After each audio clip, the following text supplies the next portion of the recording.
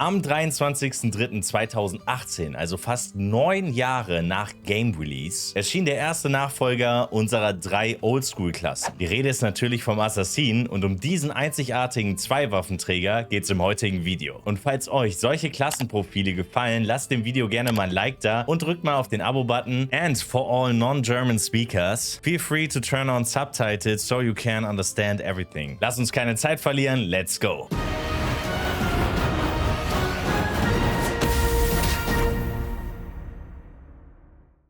Der Assassine besitzt ähnlich wie der Kundschafter einen Ausdauermultiplikator von mal 4 und damit besitzt er genug Lebensenergie, um so einige Treffer eurer Gegner einzustecken. Dazu tragen Assassinen mittlere Rüstung mit einer Kette, einem Ring und einem Talisman. Und um euch komplett auszurüsten, braucht ihr 10 Gegenstände mit jeweils einem Sockel für einen Edelstein. Dieses Merkmal ist übrigens einzigartig beim Assassinen und kommt bis jetzt bei keiner anderen Klasse vor. Sobald ihr Level 90 erreicht habt, könnt ihr beim Schmied jeden einzelnen dieser 10 Gegenstände verbessern lassen. Die Schadensreduktion eines Assassinen liegt bei 25% und damit befindet er sich im Vergleich zu den anderen Klassen im Mittelfeld. Und nur zur Erklärung, die Prozentzahl der Schadensreduktion entsteht aus den Rüstungswerten eurer Gegenstände. Diese erhöhen eure Schadensreduktion im besten Fall bis zum jeweiligen Maximalwert einer Klasse. Im Allgemeinen kann man sagen, je höher eure Rüstung und somit auch eure Schadensreduktion, desto weniger Schaden erleidet ihr im Kampf. Assassinen gelten als wendige Schurken, dessen Fähigkeit es ist, sich nicht von Angriffen ihrer Gegner treffen zu lassen. Das heißt, sie besitzen, ähnlich wie Kundschafter, die Fähigkeit, zu 50% gegnerischen Attacken auszuweichen. Bei jedem Angriff eures Gegners kann diese Fähigkeit getriggert werden, was wirklich unglaublich cool ist, weil ihr so sehr oft keinen Schaden einstecken müsst. Das funktioniert natürlich im Kampf gegen alle Klassen, bis auf den Magier, denn der ignoriert eure Fähigkeit. Jetzt kommen wir aber mal zum offensiveren Part, denn dort ist, wie eben schon angemerkt, der Assassine etwas einzigartig. Das liegt vor allem an seinen 2 Waffen, mit denen er auch 2 aufeinander folgende Angriffe erzeugen kann. Diese 2 Waffen sind Nahkampfwaffen und besitzen somit dieselben Attribute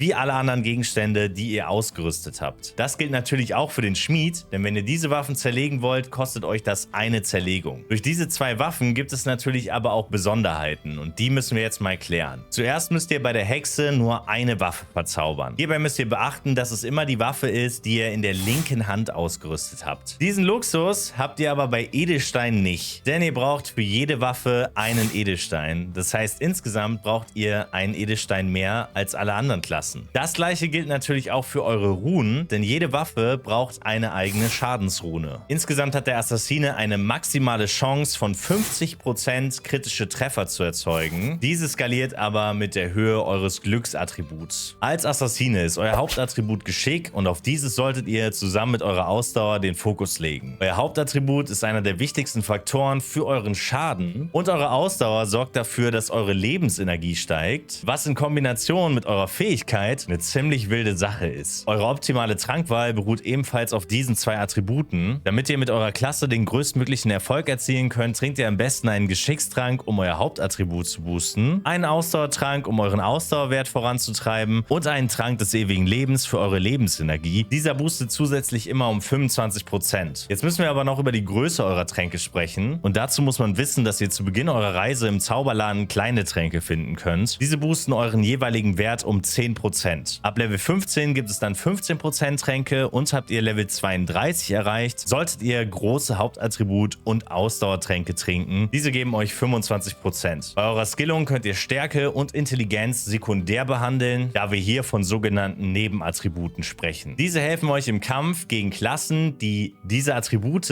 als Hauptattribut haben. Das heißt, euer Stärke-Attribut hilft euch zum Beispiel im Kampf gegen Krieger und euer Intelligenz-Attribut zum Beispiel im Kampf gegen Magier. Ein weiteres Attribut, was ihr nebensächlich behandeln solltet, ist euer Glückswert. So, jetzt müssen wir aber noch ein Fazit ziehen. All in all kann man sagen, dass der Assassine ein unglaubliches Monster im PvP, also Player vs. Player, und PvE-Bereich, also in den Dungeons ist. Der Kampf mit allen anderen Klassen ist sehr ausgeglichen und oft ist er sogar im Vorteil. Und wie gesagt, in den Dungeons performt er sehr gut, außer wenn man auf einen Magier trifft, denn das sind so die Blocker. Ähnlich wie beim Kundschafter könnt ihr sehr weit über euer Power-Level hinaus performen. Allerdings ist das auch nicht konstant der Fall, denn wenn man mal nicht ausweicht, dann kann das ganz schön böse enden. Der Assassine funktioniert am besten, wenn man 2 gute Waffen ausgerüstet hat. Und um das zu realisieren, müsst ihr wesentlich mehr tun als alle anderen Klassen, denn die müssen ja nur eine Waffe suchen. Und ihr dürft nicht vergessen, das bezieht sich auch noch auf Runen, das bezieht sich auf eure Edelsteine. Und wenn man dann noch die Spanne der Waffen bedenkt, dann kann das schon sehr lästig werden. Man kann also abschließend sagen, der Vorteil des Assassinen ist auch gleichzeitig sein Nachteil, aber das macht das Ganze am Ende ausgeglichen. So Leute, das war's mit dem Klassenprofil zum Assassinen. Wenn euch solche Videos gefallen, drückt gerne mal auf den Like-Button oder haut mal ein Abo raus und checkt auch gerne mal die Playlist zu den anderen Klassenprofilen ab, die ist in der Beschreibung verlinkt. Ich bedanke mich fürs Zuschauen, man sieht sich im nächsten Video. Ciao, ciao.